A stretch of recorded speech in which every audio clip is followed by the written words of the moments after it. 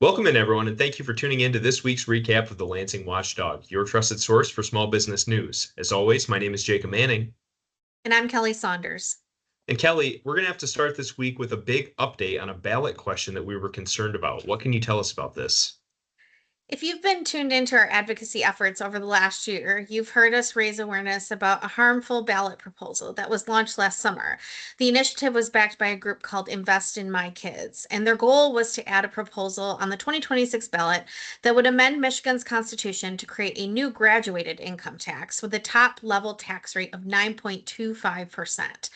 While advocates for this proposal claim that this new tax would primarily affect billionaires, over 70% of the payers would actually be small businesses that are organized as pass-through entities.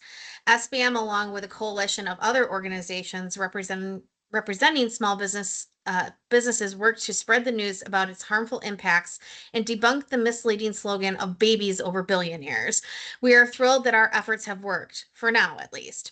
Advocates for this proposal have been collecting signatures to appear on the 2026 ballot since last fall and have fallen short, as they announced that they have collected less than 250,000 signatures, well below the 450,000 required to appear on the ballot. With no real path to gather the required signatures before the deadline, Invest in My Kids announced that they would be suspending efforts to appear on the 2026 ballot with an eye towards 2028, which gives us more time to lay a firm groundwork on the truly terrible precedent this proposal would set and ultimately make Michigan uncompetitive with not only nationwide, but specifically with our neighboring Midwest states. We thank everyone who helped raise awareness about this proposal, and we will continue to monitor the situation and provide updates when pertinent. Kicking it back over to you, Jacob, what can you tell us about a new energy proposal in the House of Representatives? Yes, so last week, the House Republican leadership announced that they were prioritizing a repeal of the 2023 energy law that requires electricity providers to run 100% on renewable energy by 2040. The House Republican package is called Project Lighthouse and would repeal the clean energy requirements alongside some other things as well. One of the things they're seeking to do is add new restrictions on the Michigan Public Service Commission, who the speaker said are spending ratepayer dollars to advocate for more clean energy initiatives.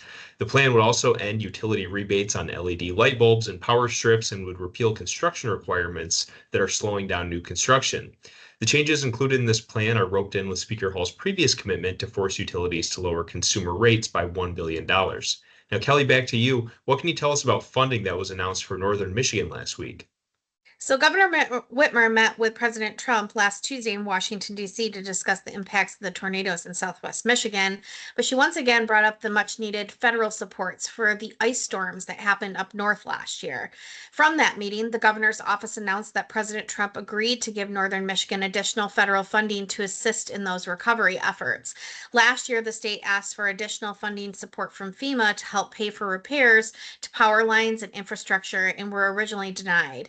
Northern Michigan's legislative delegation celebrated the additional funding and called for the state Senate to move on the $100 million in additional funding that the House had previously passed.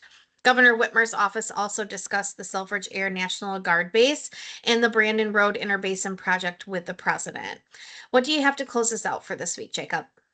Yeah, so before we go, we wanted to notify our viewers that a bill that we had discussed last week on this program, House Bill 4582, passed the House last week in a bipartisan vote. The bill seeks to bring back the open and obvious standard for premises liability in Michigan. 41 other states use open and obvious, and so did Michigan until a 2023 Supreme Court decision, and the results of that decision have been bad for property owners all around.